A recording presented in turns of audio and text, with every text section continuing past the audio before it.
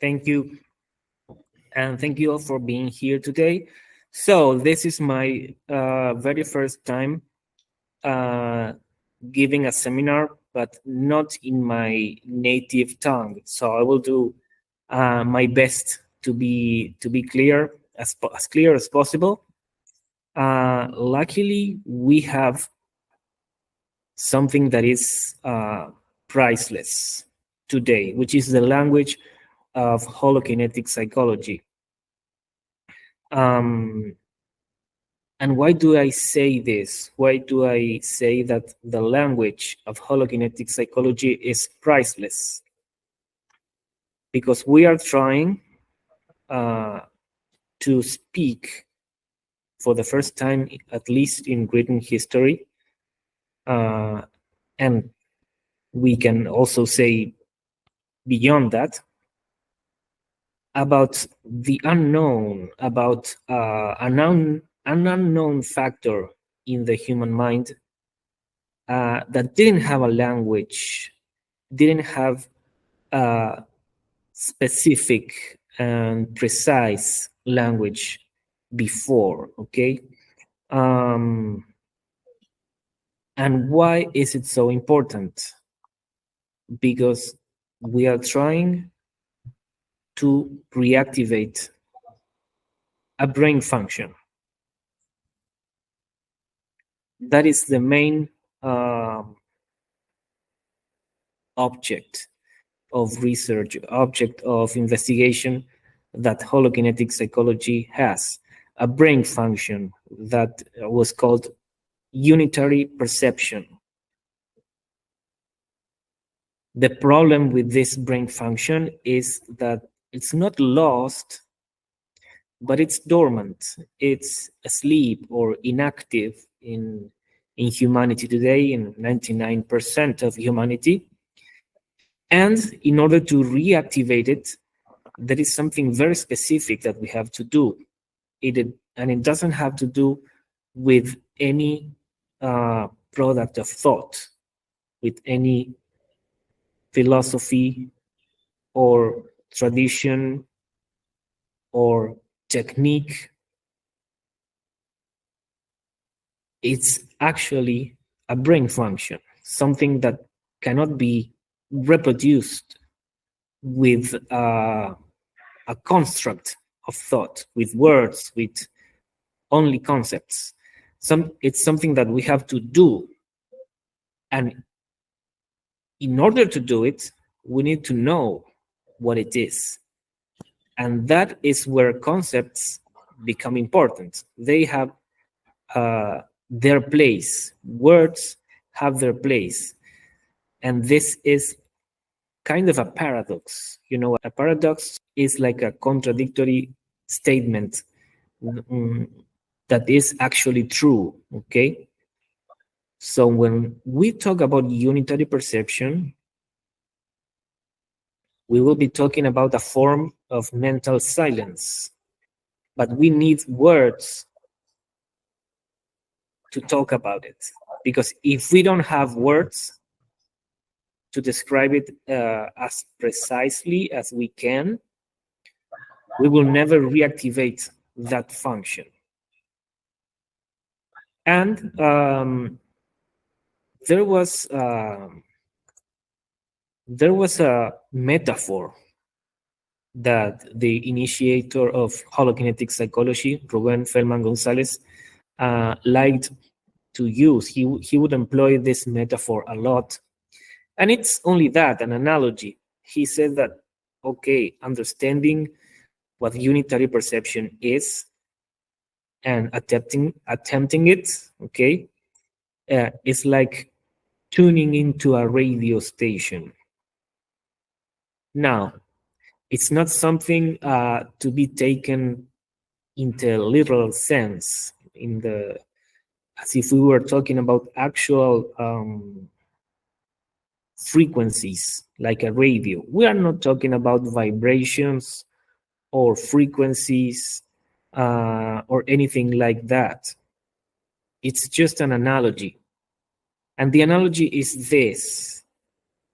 If you want to live unitary perception and see for yourself what it is and what it is not, you need to understand what it is.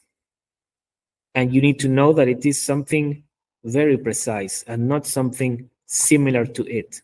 In the same way, if you want to listen to a radio station, let's say FM 100, you need to tune into FM 100. If your radio is tuned to 99.5 or 100.1, you will get noise. Okay, so it's just an analogy. It doesn't mean that there are higher frequencies or lower frequencies or other radio stations. None of that is relevant. The point of the whole analogy is to convey the message that unitary perception is something really specific. It's not something you can mix around or uh, let's say confuse with other things. It's a very specific way of perceiving. It's a very specific way of being awake. And let's say key to that perfect tuning is the polished language of holokinetic psychology, a language that has been polished, has been improved, has been purified by many years of dialogue and research, okay, by its initiator, Ruben Ferman Gonzalez. And why? Why did it take so long? What did it take? Why did it take so much polishing? Okay. Sometimes I ask myself that question, and we have to bear something in mind. We are not talking about something that is within the known. It's something unknown to humanity. So when you try to introduce something that is precise, delicate, but also unknown,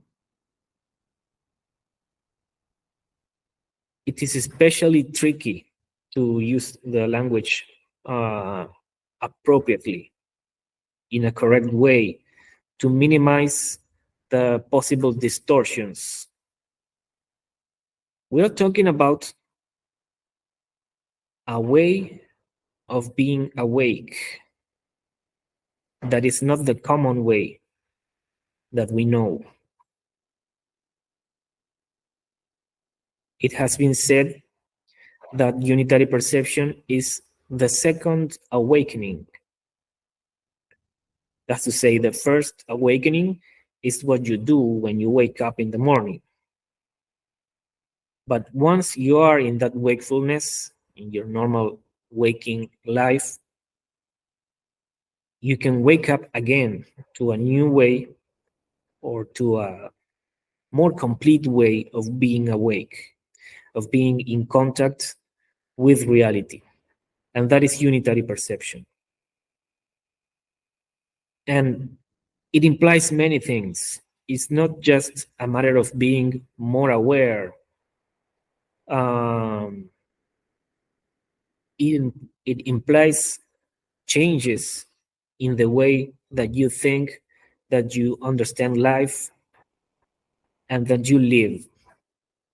That is why you have that diagram behind me in the whiteboard with a small little C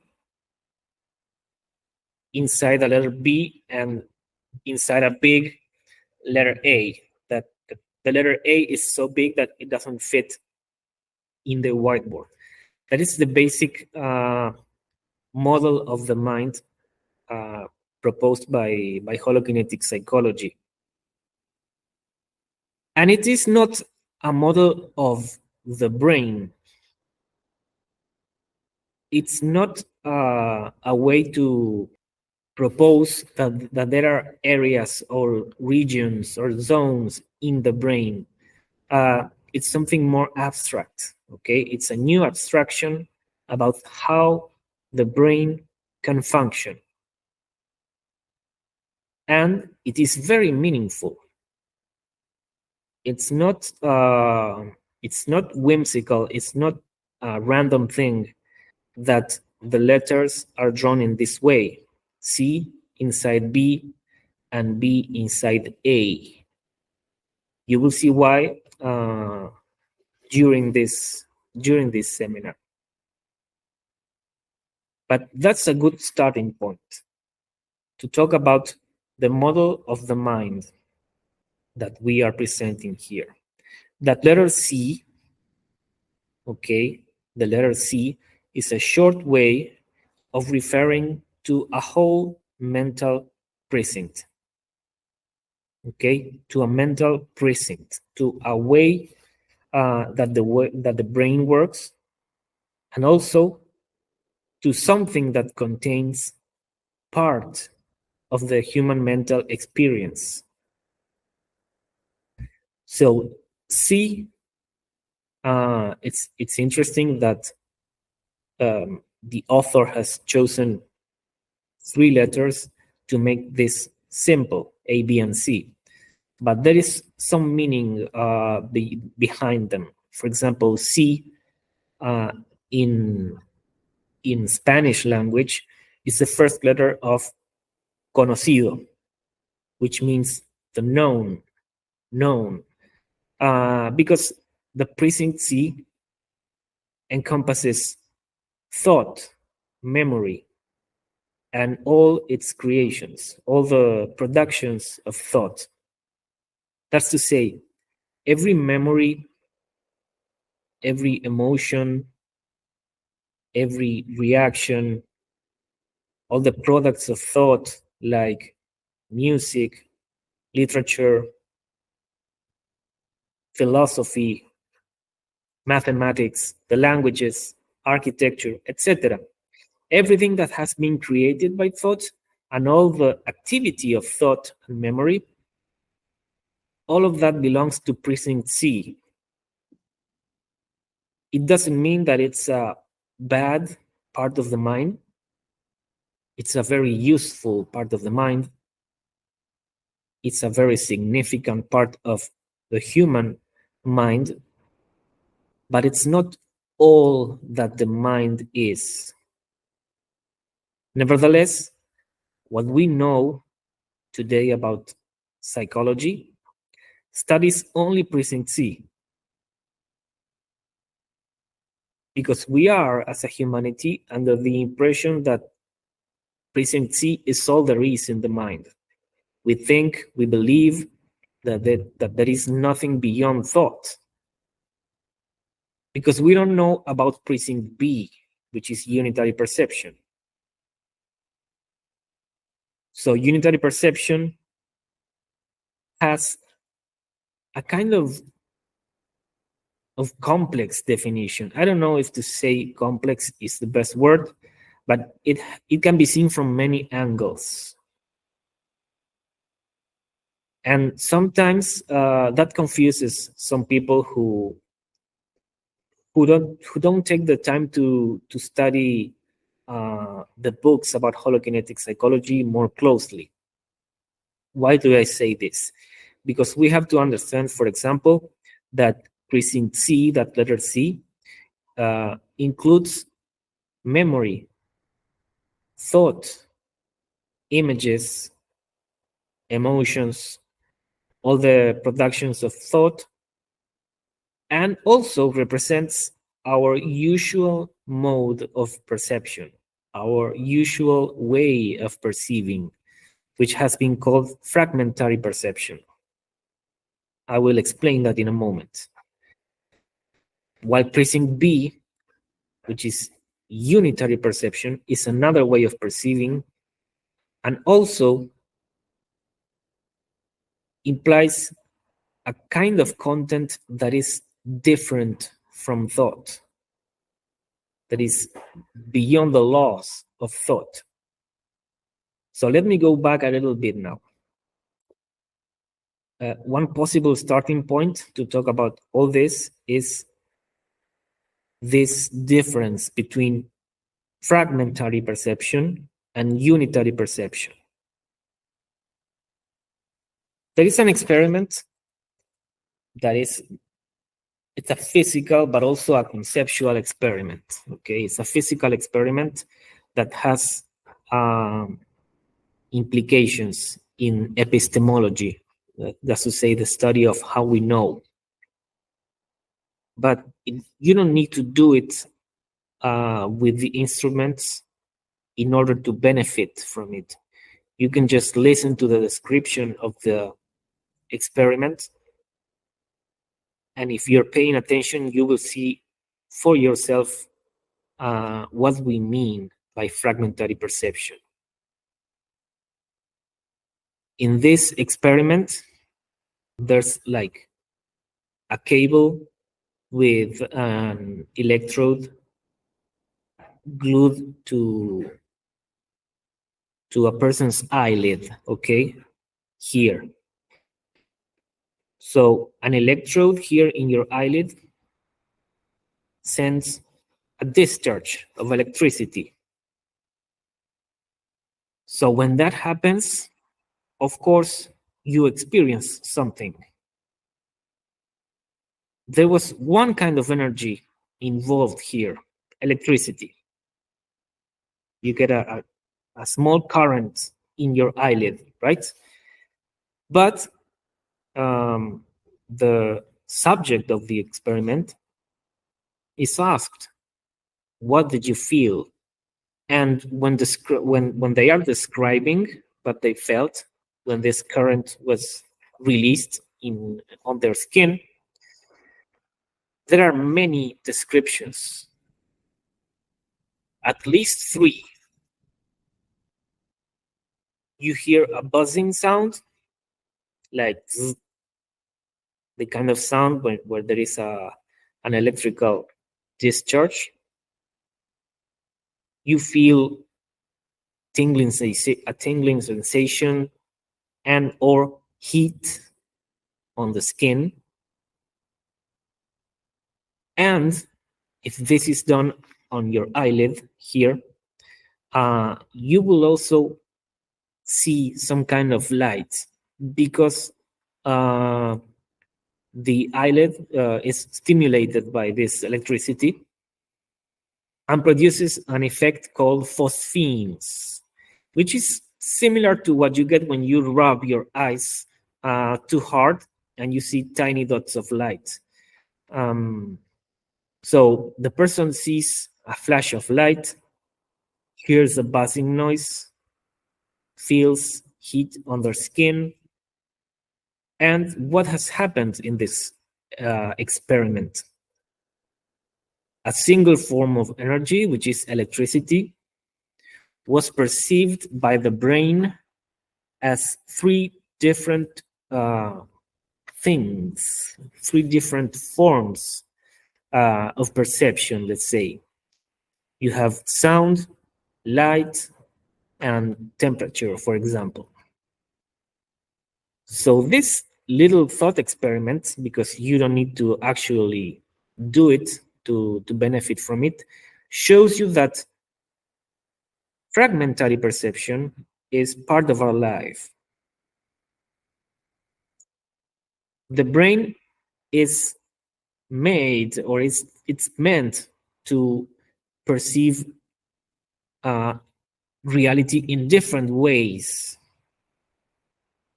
And we have language as a way to communicate those different types of perception.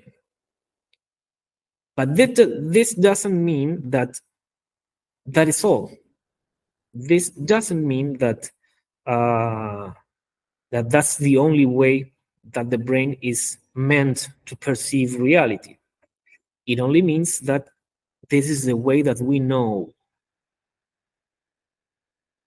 perceiving one thing and then the other thing and then the other thing. Usually, when we are awake, we are not paying attention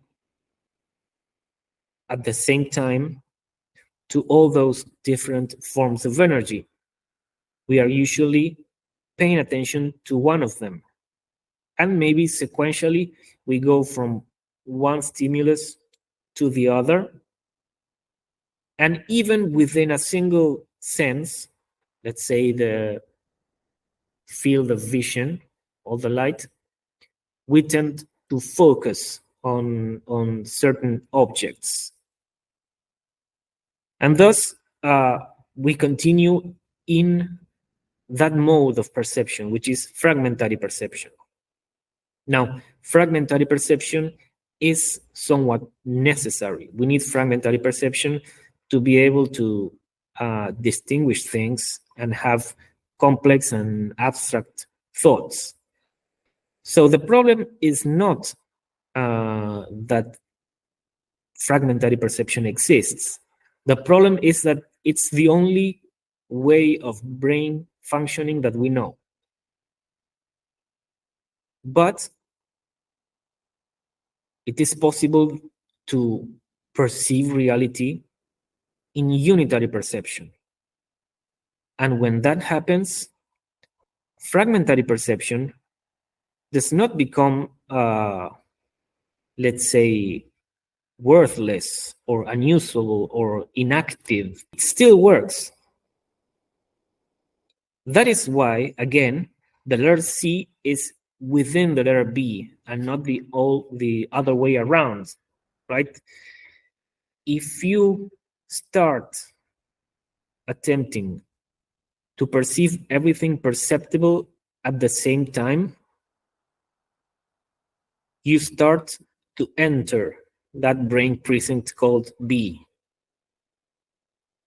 And that makes a difference in how C functions, and it makes a difference in your whole life. So, even for people who have been reading about this for a while, all this seems hard to digest because it seems paradoxical. We are used to believing that things have to be one way or the other, and that extremes in a duality are incompatible. And it's not always like that. Reality is more complex. And things that are dualities sometimes are not dualities. Hopefully, this seminar will help you not fully understand that, but give you the inspiration to keep studying holokinetic psychology and understand these nuances, these subtleties. Let me go back a little bit to unitary perception. When we say that it is about perceiving everything perceptible at the same time, it means that you have to be aware of all that energy that your brain is already receiving and presenting to consciousness, to put it some way, but you are usually not aware of it.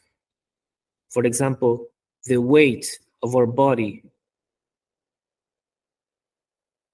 on the chair, for example. I'm sitting on a chair now, and if I don't remember the attempt of unitary perception, the weight of my body on the chair is like forgotten.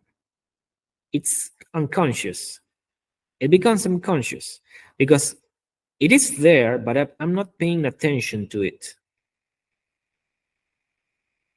The same applies to the visual field and to the sounds.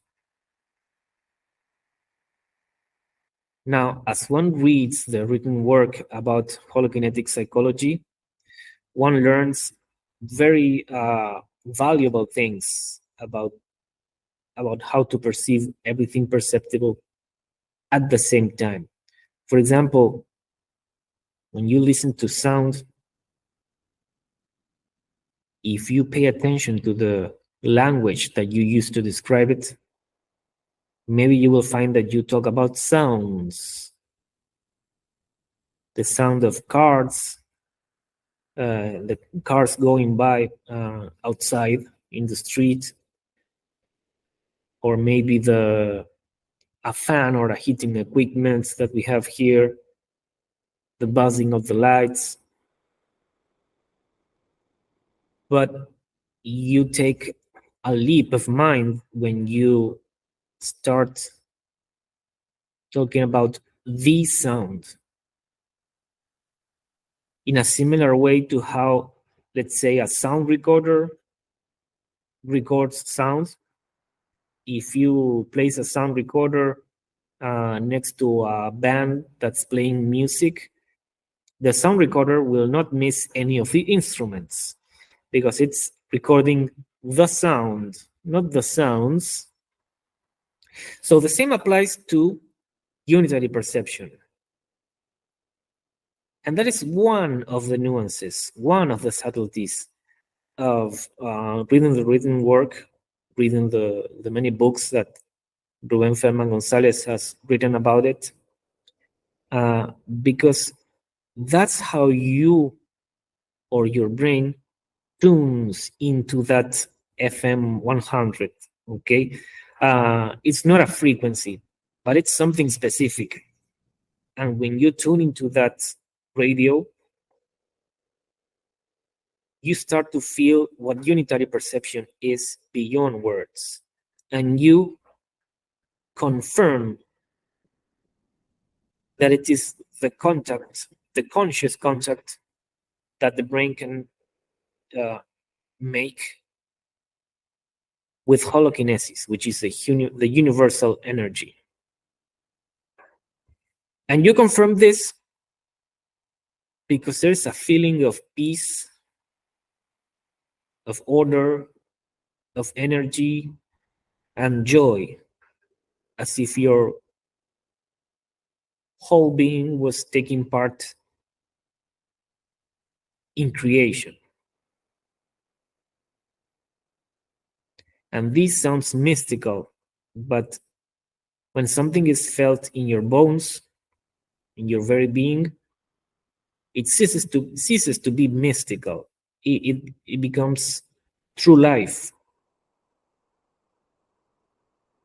So that's one of the reasons that it is important to read about this topic, because it was rediscovered in the 20th century, and it's not easy, or it's not very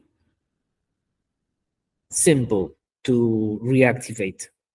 But once you do, it changes your life.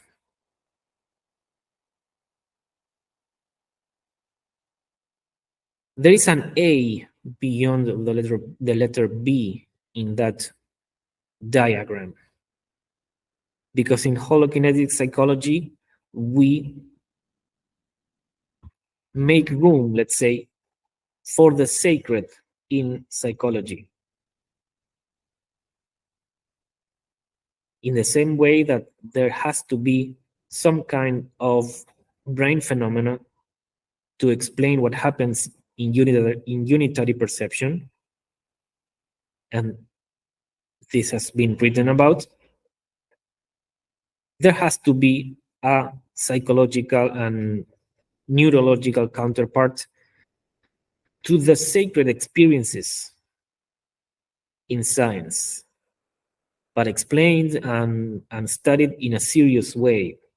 And that is why you have that huge letter A going, encompassing B and C. Because beyond unitary perception, that's to say, the contact of our brain with the undivided energy, there is the universal mind. And it is possible that the brain makes contact with universal mind, and that explains many of the transcendental experiences that have been described by many people throughout the history and prehistory of mankind. I want to go back to C now.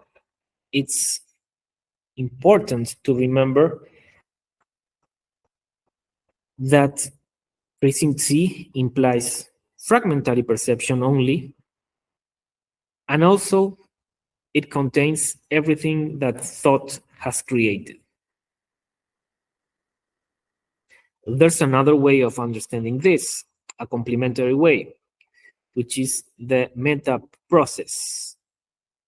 So when you, for example, say a word, or when you listen to a word like mother, father, the name of a loved one, the name of your country, the word war, God, and so on, in reality, any word, there are movements, some of which can be detected with instruments in the organism, and some of which are only subjectively detectable. For example, if you hear the word mom, there are several things in motion there. Your memories of your own mother, the image or images you have of your mother, the feelings and emotions that come when you remember your mother, the reactions of your body, for example, your heartbeat getting faster, maybe movements in your intestines, changes in blood pressure, things that can be detected by instruments, really. All of that moving at the same time because of a single word. So those elements, memory, emotion, images, feelings, and reactions of your nervous system, all of them are a unitary process. They all move at the same time. It's like the spokes of a wheel.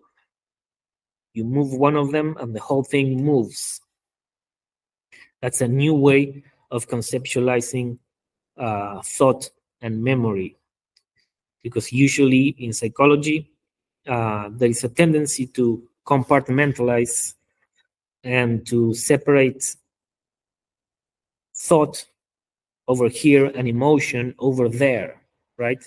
But they are part of the same movement. They belong to precinct C, and they move together in the meta process.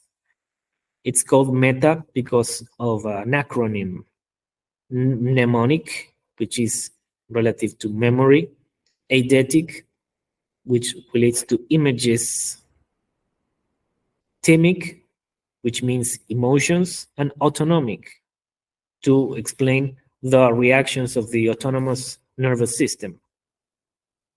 So that is the process that we can call thought with a simple word. With one single word, thought, we refer to that process and to that precinct, C. Okay, so another way of seeing this, and which is not a different way, but part of the same way, is to understand that thought is the emergence of memory. That is to say, what we call thought, I'm thinking this or that, is simply the movement of memory, contents of memory, emerging to consciousness. So you realize that there is a content of consciousness, of memory, sorry, and you call it thought. You call it to be thinking about something or someone, but it's all memory. And that brings us to the topic of the laws of thought. There are laws that rule how thought operates and moves. And these laws determine our whole life. We can go over these laws a little bit, but I want you to see how this is related with what I just said. You see, the base or the basis for our memory, or what we call memory, is already in the shape of our organism. There is a sequence there. Your DNA determines the shape of the organism. And that organism comes with some basic processes to keep a stable state and form. This is known as homeostasis, you know. And in this process, there are certain laws that are important. For example, cyclism and repetition. It's important, for the continuation of life that some cycles repeat, that your body temperature is always the same, that the composition of your blood is always the same, that the rhythm of your heart is always the same.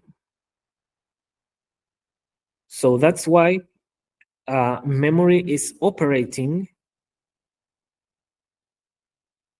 all the time, even before we start having thoughts, and even before we use language to express those thoughts. They even say that the genes, our DNA, are a form of memory. They are already a form of memory.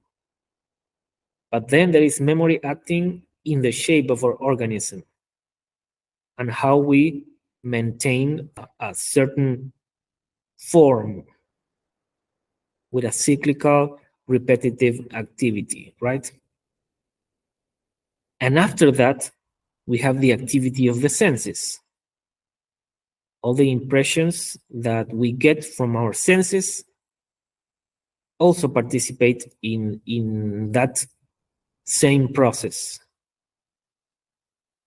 And they also follow the same laws, beginning with repetition and cycles, cyclicity. If you think about it from a biological point of view, it makes sense that repetition is the first law of memory, because otherwise it wouldn't be memory. To begin with, memory is a tool that we have to keep certain information and to give continuity and order to our lives. So the whole point of memory is that it repeats.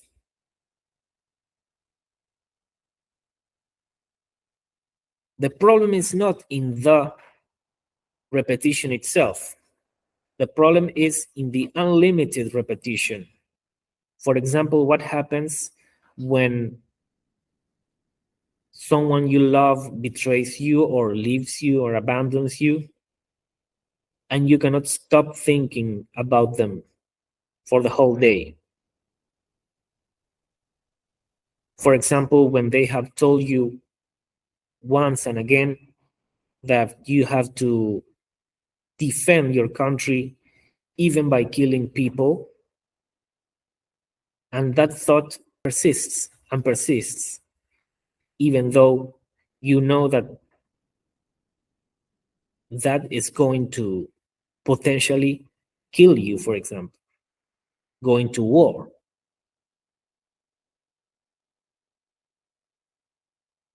So we are starting to explore the fact that it's not like the gurus say that that thought, memory, or the self are evil entities or bad things. They are part of our mind. The problem is that the mind is more than memory. And if unitary perception is not active, all of that activity of the self, of the ego, has no order, has no sensible limits. And that is what has brought us to this state today, in which war, for example, is one of the engines, one of the forces that drive the economy worldwide. And if wars stopped, many people would run out of business. So a really complex and chaotic state of affairs, brought about by the lack of unitary perception, brought about because we only function with fragmentary perception. And unitary perception, which puts thought in its proper place, is inactive. So you see it, that cyclical or cyclicity is the first law of thought. It's always been there from the beginning of our homeostasis, homeostasis, the repetition of all the things that give you your form, your shape. And then on top of that, we have that invention of thought, which is the self, the identity that carries our name, that thought has created for a reason, to give memory continuity, to remember where you live, even in prehistoric times, to remember where your cave is, to remember what plants are poisonous and what plants are not poisonous, and ultimately to defend your life in case of an aggression, to defend the organism in case of an aggression. So, cyclicity and repetition, those are laws of thought that we can easily see for ourselves in our daily life, especially if we start attempting unitary perception once we know what it is. The good thing is that once we perceive those repetitive thoughts that make our life difficult, the repetition becomes weaker, and that releases a lot of energy, that reduces a lot of suffering. And that's one of the first valuable things that you will find if you take unitary perception seriously. It has been said that there are 8 discernible laws of thought. Cyclicity and repetition are 2 of them. Then you have hypnosis. Nowadays, you say hypnosis and you think about a show in which a magician puts you in a sort of trance, gives you an order, and you carry it out. But you don't need a magician to experience hypnosis, or you don't need a psychologist, therapist to experience hypnosis. Hypnosis is common to all thought. Without resorting to an experiment, you can see this for yourself. For example, in the simple fact that we cannot choose what we think. We cannot choose what not to think. When we have disturbing thoughts, we cannot choose not to have them. When we have disturbing feelings, we cannot choose not to feel them. We can perhaps repress them, but by repressing them, we are confirming that we cannot choose not to have them. But even beyond this, it has been proven experimentally that hypnosis is beyond all thought. Not beyond as in something over or above thought, but I mean behind all thought. Sorry. Hypnosis is behind all thought. It has been proven by a friend of Freud's in the early 20th century. So Hippolyte Bernheim, who was a colleague of Freud, he was a researcher, an early researcher of hypnosis as a form of therapy and as a form of understanding the human mind. And he carried out several experiments. In one of his experiences, he put this subject in a trance, and he told them, when I say goodbye, you're going to count up to 3. So he woke the subject up, said goodbye, and the subject in the threshold of the door of Bernheim's office counted up to 3. Bernheim asked the patient, why did you count to 3? To 3, sorry. And the patient said, because I have to go do the shopping and I have to buy 3 different things, namely pears, bananas, and apples. So this phenomenon of not knowing why you do something, but finding an explanation, coming up with an explanation to save face, because it is ridiculous to do something and not know why you are doing it. This was observed. This was like seen by Bernheim repeatedly, and he started to wonder: isn't it the same with the things we do in real life? Is it possible that all behavior and thought is hypnosis?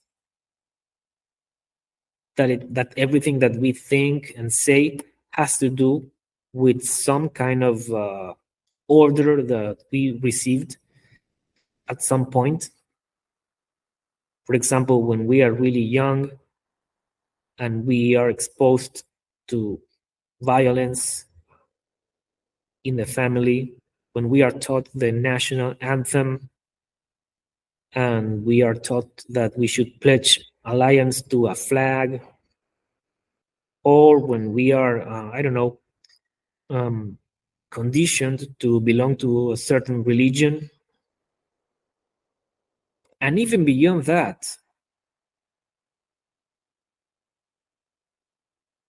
are our preferences also the result of hypnotic conditioning? This is something that can seem controversial at first, but once you start paying attention in unitary perception to your own mind, to your own thoughts and actions, you will quickly see that this is definitely a law of thought, hypnosis, and it doesn't end. It doesn't end. The laws of thought do not end, but if they are encompassed by unitary perception, they don't have so much power over us. We have a greater chance of being free from those laws, of choosing love, for example, instead of violence, instead of being dragged by our own desires or by our own conflicts in life. So the laws of thought do not disappear, but they do become weaker, let's say. They have less power on our lives. Egocentricity is a law of thought. It can be seen in how we produce language. And it makes sense that there should be a point of reference, and that the point of reference is our ego, our self. But when the ego goes beyond what is sensible, what is reasonable, then we start having problems. In the very structure of our language, we have this. We have the subject verb object structure.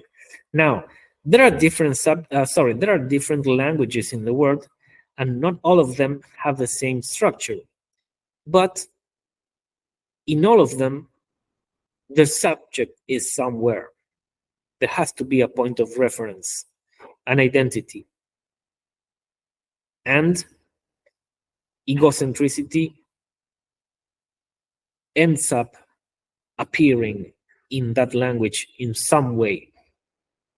And in our lives,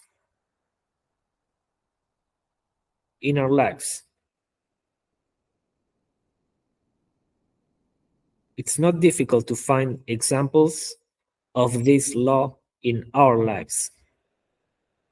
When we are always prioritizing our personal gain, our personal power, our personal pleasure,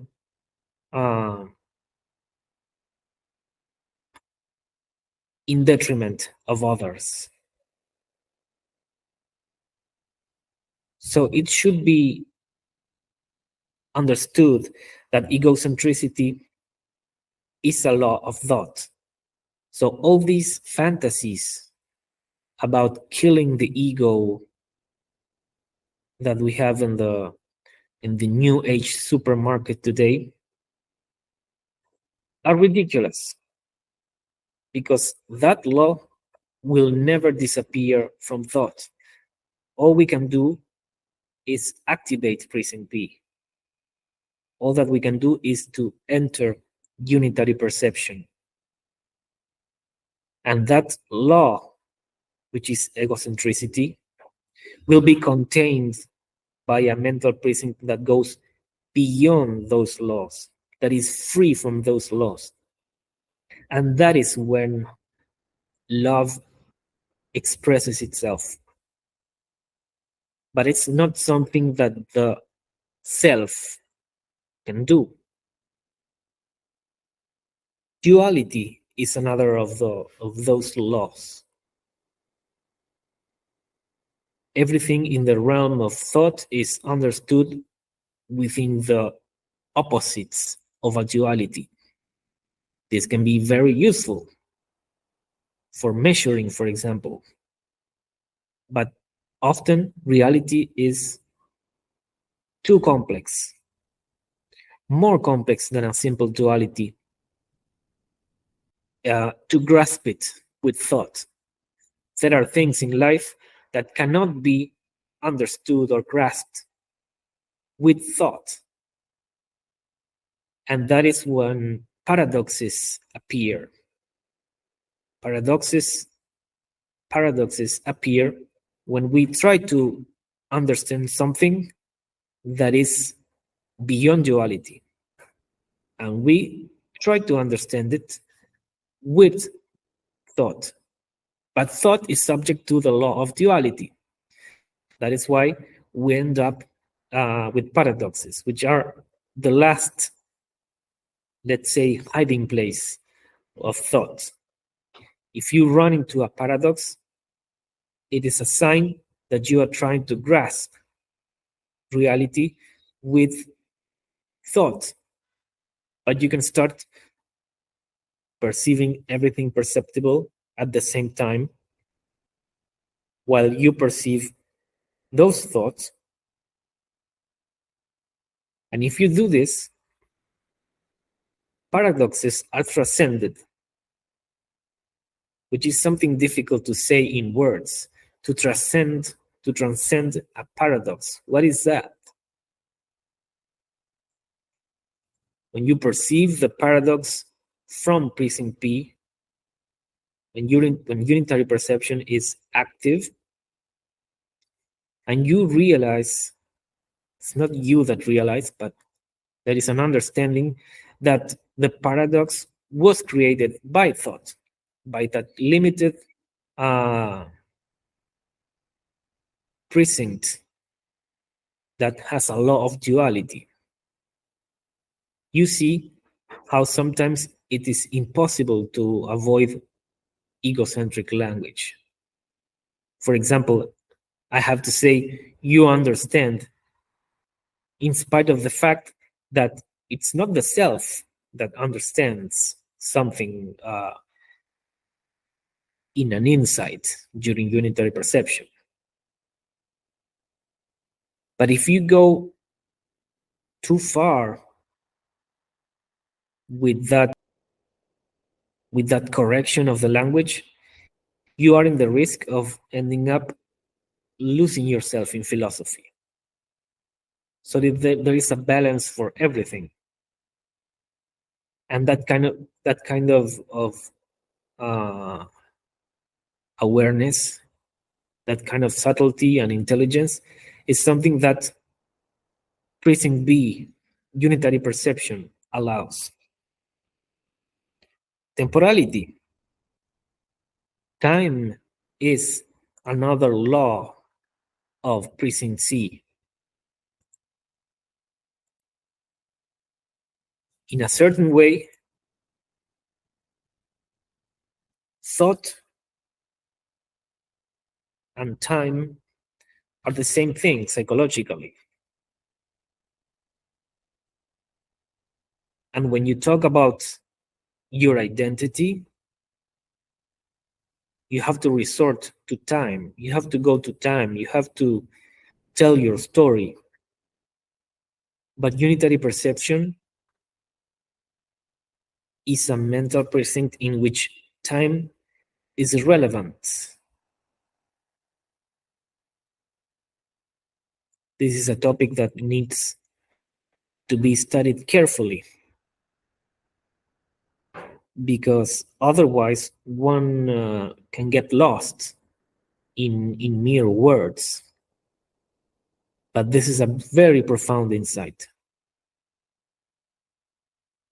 The insight of time and the irrelevance of time is one of the treasures of studying holokinetic psychology. Incoherence is one of the laws of thought. This means that the contents of memory, they don't have an internal coherence. They don't have a natural coherence. They are just there. Contradictory contents can be next to each other without problem. We can talk about sustainable growth or United Nations without noticing the contradiction. That is why we have such a stomach for contradictions, for incoherence, because it's one of the laws of thought. It makes a lot of sense if we remember that thought is the emergence of memory. And memory is just like a box of things. It doesn't have an internal consistency. True coherence comes from unitary perception. Partial coherence is possible when we are in the field of science, of mathematics, because we have patterns to compare. We have notions of order to look at. But when it is about complex issues from our life, we don't see the incoherence so easily. And that has to do with the law of incoherence. And then finally, another law of thought is that it's unconscious. 99%, just to put it some way, it's not that someone has ever measured exactly what percentage, but to put it some way, most of memory, most of our thinking is unconscious.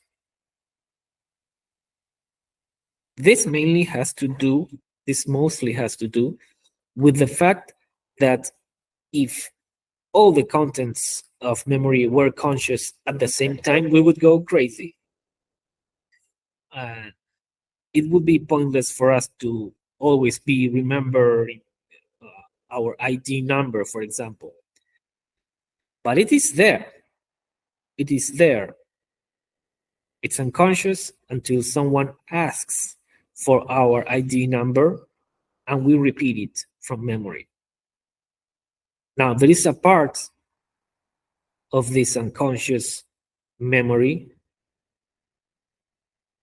that is where those thoughts and emotions that are unacceptable for us go. Sigmund Freud wrote about this a lot. And he wrote in detail how those unconscious, repressed contents make our life more difficult. So the value of unitary perception here is that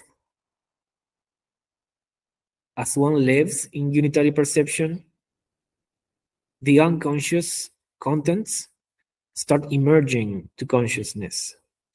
And once they are seen, which can be a bit discouraging, it can be a bit disturbing, but once they are perceived without judging, without justifying or comparing or condemning, they lose their strength. They lose their power, our behavior and our words. Thus, our lives can become much simpler, much easier, without those unconscious urges or fears or desires complicating things. So that's a summary of the laws of thought, which are included in Precinct C. And the good thing is that if we learn what unitary perception is, we can live in a state of mind that is beyond all that. And that ultimately can free us from all that, from the human condition, to put it some way. On top of this, there are benefits to living in unitary perception beyond being free from conflict. And this seems to be related to the fact that unitary perception is the way that the brain makes conscious contact with holokinesis. So, what is holokinesis? We will talk about that in a moment. It is what gives name to holokinetic psychology. And it's something that is related to the wholeness of the universe. And this conscious contact with holokinesis causes regeneration in the organism, improves health, releases energy, more energy available to do whatever one needs to do, to have better relations, to work better, to do whatever one loves to do better. I don't know if there's any question so far before I continue into what holokinesis is. Yes. Can you explain a little bit more about the Polish language of holokinetic psychology, how it differs from the other psychologies? Yes. So before that, how do we acquire the Polish language? That's simple. One reads the written work about holokinetic psychology. And what does it mean to polish the language? What is the polished language? It implies many things, but mainly it is about being careful when we are referring to the fact, the act of unitary perception. Because those laws that we just heard about, those laws of thought, are not present in unitary perception. So one of the characteristics, one of the main features of unitary perception is that it's free from those laws of thought. And when you refer to it, if you are strengthening those laws, you're going away from unitary perception. Here are some examples. For example, in our familiar language and in the language that is normally used in psychology, the word achieve is very present in many languages. The word achieve. So, for example, I don't know, you need to achieve a sense of freedom from your parents because, okay, so there is an assumption behind that, that it is the self that with time and effort attains something called freedom. So lots of assumptions there, but mainly what we care about is that you do not achieve unitary perception. Achieving is egocentric language, and it's also temporal language. It refers to something that happens in time, but unitary perception happens now. It's something that is outside of time. It only happens right now. It's not a gradual process. Once you know how to do it, you do it. You attempt it, and it happens. If you don't take care of your energy, if you smoke, if you don't sleep enough, if you intoxicate yourself, if you eat too much, maybe your body will not have the energy for unitary perception to be active. But the attempt, it's something that happens right now. And if you talk about achieving unitary perception, you're going away from unitary perception. you're strengthening the self-centered activity, let's say. So that's one example of polishing the language. Another example could be practicing, the word practice. It's another very popular word. And many times people are tempted to say, well, I've been practicing unitary perception, but what is implied in that word is, again, a self-centered activity in which you become better at something in time. So that's another word that reinforces time. And also it reinforces duality, because when you practice something, it means that you are doing it before you actually need it. For example, you practice martial arts. So before you are in a real fight, you pretend to fight in order to get ready for the real fight. So you're reinforcing time,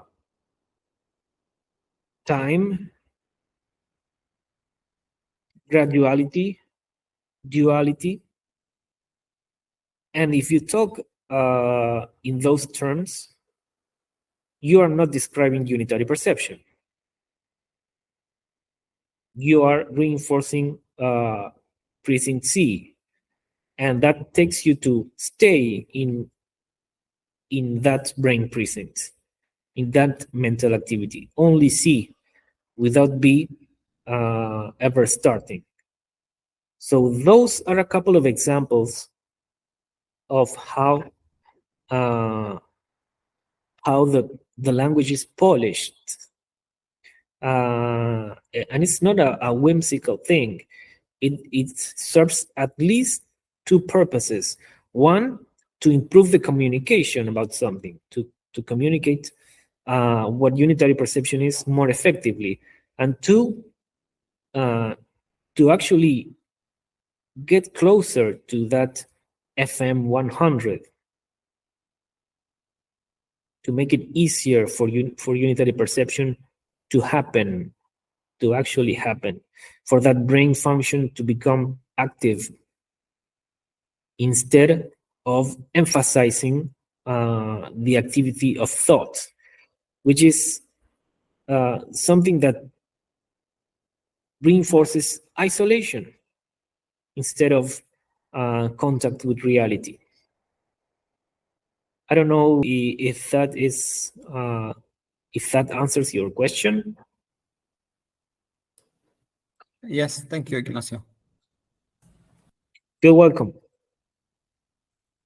Holokinesis is a very deep subject, and it's impossible to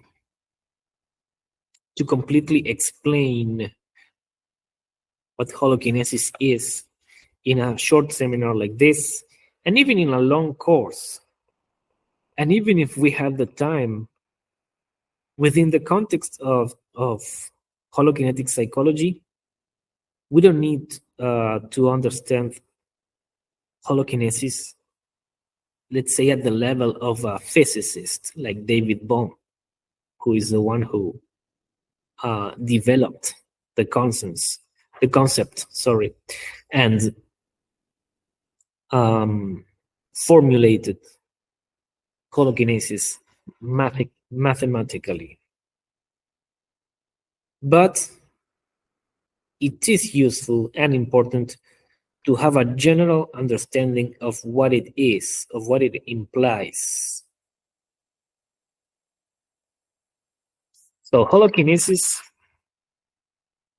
you know that the root holo means total, wholeness, totality, and kinesis means movement. So holokinesis is movement of the whole or total movement. And it is a concept that was coined by physicist David Bohm. Now, this man was participating in all this scientific revolution of the 20th century when they finally built the hologram. So you know that a hologram is a kind of image, but it's not a photograph. It's not a photo. It's a different kind of photo. It's an image that you record with light, but with a specific kind of light called laser. And when you show the image, it seems three-dimensional. It's not a flat image like an old-fashioned photo. So what was so special about the hologram? The hologram has a long history, even starting many centuries ago with Leibniz, who discovered differential and integral calculus. The idea of creating a kind of statue of light was developed over many centuries, and in the 20th century, they finally did it.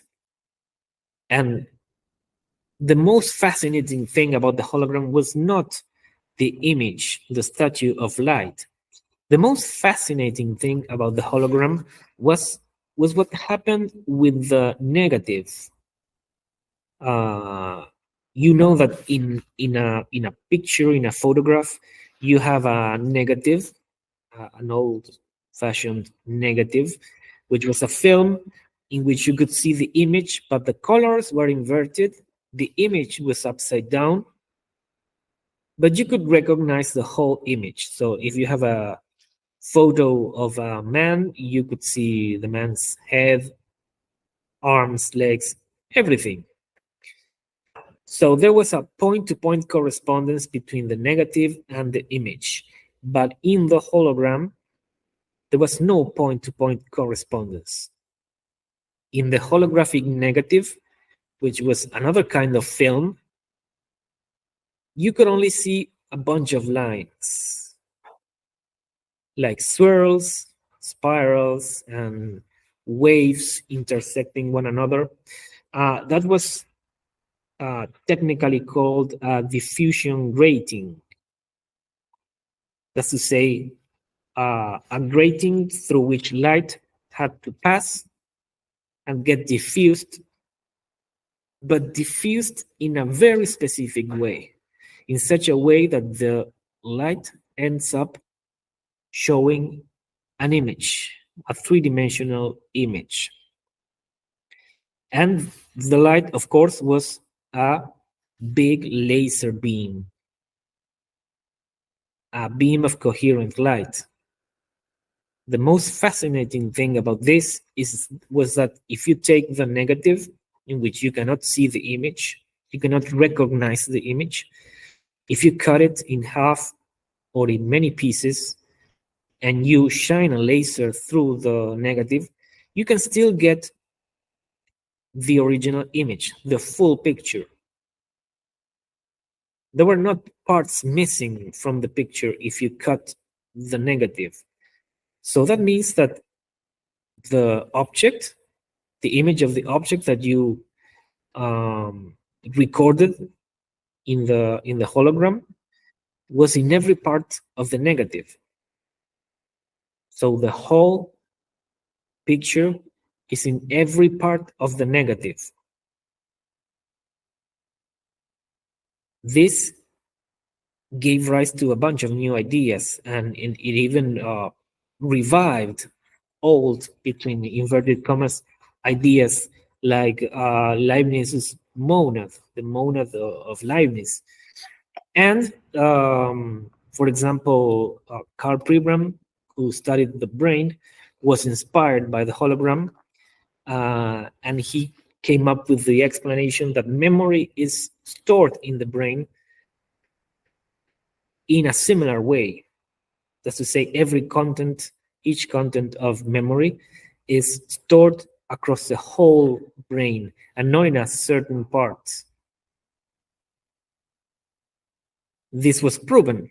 This was proven because they were trying to find the location of a memory, for example, in the brains of salamanders, and they could never get rid of contents of a memory of a salamander by removing different parts of its brain. So Pribram said, "Hey, the hologram is a good model for memory." And David Bohm, who studied physics, saw this, and he thought, the hologram could be a good model for reality. And that helped him understand many things. There were observations, like, for example, electrons disappearing and reappearing in the bubble chamber, which is an experimental instrument. And nobody could really understand or explain that. There was the Einstein, Podolsky, and Rosen paradox, the EPR paradox, in which two distant particles seem to interact with each other faster than the speed of light, which was impossible. And Bohm found out that he could explain all of these phenomena if we understood the whole space as a hologram, but not as an illusion. Not as an illusion. As a wholeness in which the totality is in each part. So he came up with the concept of implicit order. So in a similar way, just like the image is implicit in the negative of the holograph, everything in space has an implicit order that cannot be seen, detected, measured. And in that implicit order, everything is united. Everything is actually not united, but one. It is the only energy that exists in the whole universe. And that only energy becomes manifest in different things, in different forms of matter and different forms of energy, in what Bohm called the explicit order. And holokinesis was the movement that happened between those two orders. Now the problem is that those two orders are actually in the same place. So he had no choice but to use prepositions like between, like the movements between here in the explicit order and here in the implicit order, even though there was no distance. With this, he explained what happened in the EPR paradox. When a particle seemed to communicate with another particle because they would move in a similar way at the same time, it was not another faster hypothetical particle sending information from one to the other. It was simply that those two particles were one in the implicit order. And also that everything that exists is not only moving from here to there, which is movement as we know it in the explicit order, but also everything is being created right now. Everything is coming from the implicit order to the explicit order and returning. And in that movement, there is no distance. And since there is no distance, there can be no time. That kind of contact, that kind of movement resonates with what happens to the brain during unitary perception. When we are attempting to perceive everything perceptible at the same time, the brain resonates with holokinesis. And we end up unwillingly confirming that the universal mind exists. Because contact with that energy brings you a feeling of peace, of order, of energy, of joy, and not something chaotic, which is what some people would expect to be the background of the universe. So the author, Rubén Fernán González,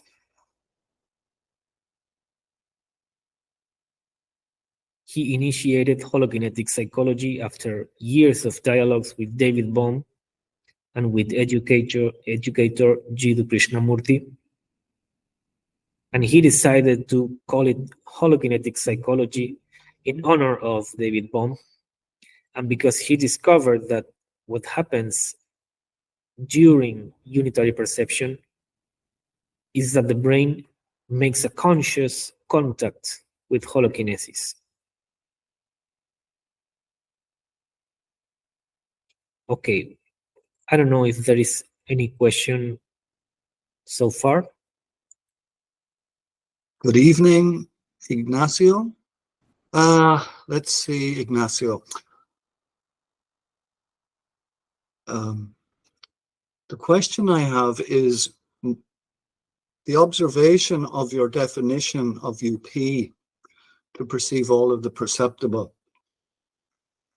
One of the difficulties that I would have encountered quite a lot in my attempts of UP, and I see a similar difficulty arising in many others, would be, for example, with that particular definition there,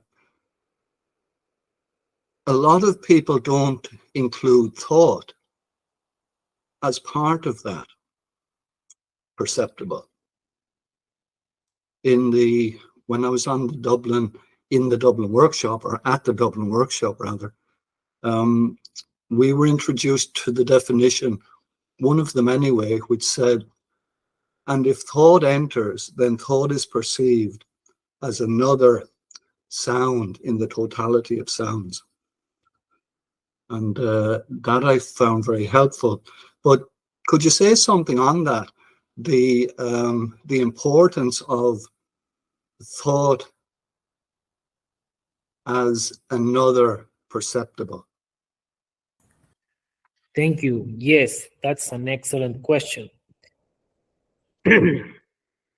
We have a tendency, perhaps inherited from what we have been taught, or from the, let's say, trends in psychology, to try to neutralize the things that cause problems, right? So many times when people realize that thought is the source of the problem, they immediately conclude that the whole point is to neutralize thought, and that has to do with the law of duality of thought, actually. Yes. But it's not a matter of killing thought or suppressing thought. So this makes it a bit, I don't know, as you said, maybe complicated for some people to understand that you're not trying to stop thinking. You're trying to perceive everything perceptible at the same time. And as you can read in the written work, this is a form of passive awareness in which you don't pick, you don't choose what to perceive or not perceive. And if thought appears, because if it's there, you can perceive it. You listen to it. That's a way of saying you perceive it, just as you perceive the rest of the perceptible. Another way of saying it is you listen to it as if it were another sound, right? Yeah. Of course, it's not a sound. If it was a sound, it would be an auditory hallucination. But when you are attempting to perceive everything perceptible at the same time, when thought appears, any thought, you can still perceive it as something within the perceptible without ceasing to I don't know, feel the weight of your body, listen the whole sound, see the whole visual field, and that makes a world of difference, because it is one thing for a thought to pop into your consciousness when you're just in C, and a completely different thing for a thought to pop into your consciousness when you're in B. There is a lot of energy being released by the brain cortex during unitary perception, and that energy, I don't know if it is the right way to say, but it can sweep away the activity of thought, which moves much less energy. And that is how you, between inverted commas, get rid of thought. But it's not that you get rid of it. One simply attempts unitary perception, and the thoughts that are not functional, they fall by their own weight, so to say. And as one persists in this form of living, non-functional thoughts, conflicting thoughts, they become less and less frequent. Yes, sometimes when someone does their first attempt, and there is an expectation that, of course, it needs to be perceived, but in some way they have the expectation to not to perceive thought, and then everything that seems to be there is a lot of thought and conflict.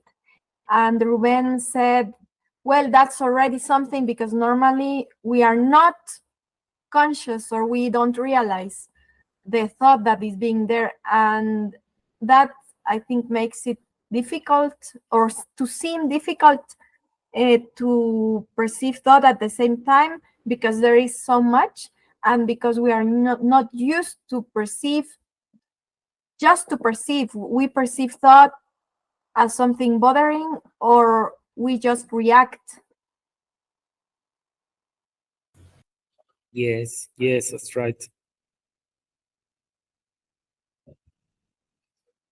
And the other thing I said, but I don't know, it's more related to the meeting, to the webinar today, is that we have 5 more minutes and then we need to stop. So I don't know, Ignacio, maybe you want to add something to end, or? Yes. Mm-hmm. Yes, I wanted to mention that, well, for me, this has been life-changing. I came into contact with holokinetic psychology in 2004, which is how many? 20 years ago? 20 years ago. And I found it fascinating very quickly. And I had the luck of bumping into a book because let's say the distribution, the dissemination of this new paradigm in psychology is really slow. It has been carried out by a single man from 1978, and it's still a really small amount of people who are reading and taking this seriously.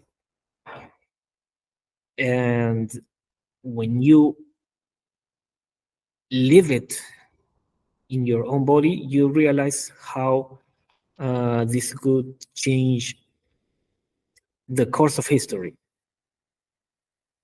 But it's still going very slow. And luckily we have resources today that were not there before, thanks to Ruben and thanks to a bunch of people who helped along the way. There are some professors around the world, but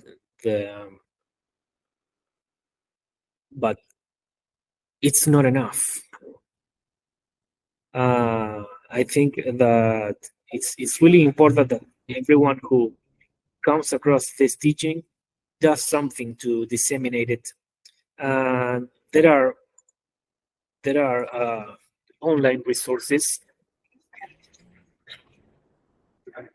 I will leave the links in the chat. And it's always a good idea to share these. So nowadays there's more material in Spanish than in English, but we are still translating the written work, and we are creating new content. This very seminar could be a content for the future, and we have an online course. There is an online course that's available in Spanish and in English, and that's one of the greatest, let's say, study supports that you can get if you want to study holokinetic psychology seriously. And then there are dialogue meetings for dialogue. But those are the, let's say, 3 pillars of studying holokinetic psychology: reading, dialogue with other people who are studying, and the actual attempt of unitary perception for yourself.